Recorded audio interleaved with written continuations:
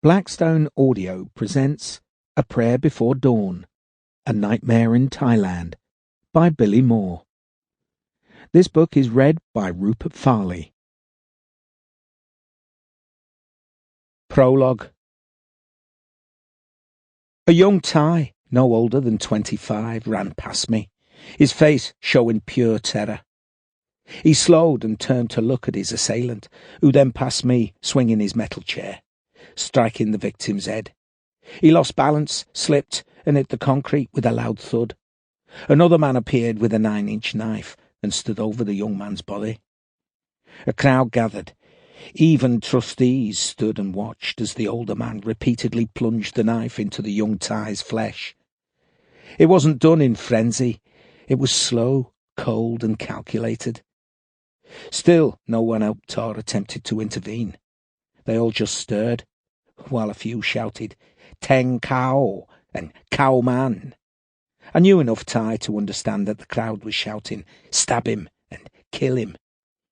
The knifeman kept thrusting the blade into the young man's body, each time sinking it in up to the handle.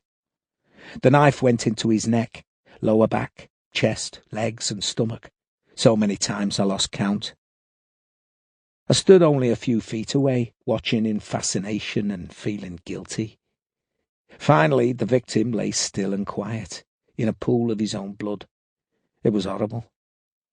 I felt bad for not helping, but what could I do?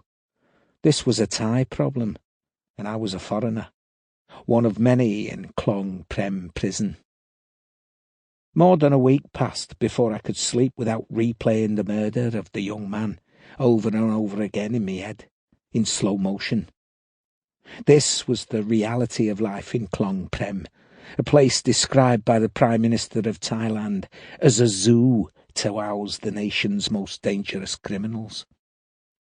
And little did I know that this was just the beginning of what was to be, for me, 3 years of a waking nightmare. Chapter 1. Rocky Roads. Standing on a prison roof is a great way to get noticed.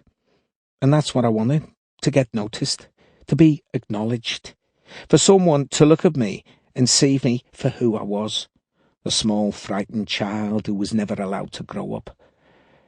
I was desperate and full of fear. I couldn't live life on life's terms. This was my only escape. I needed help. I just didn't know how to ask for it. To me, being on the roof was the answer. Sample complete. Ready to continue?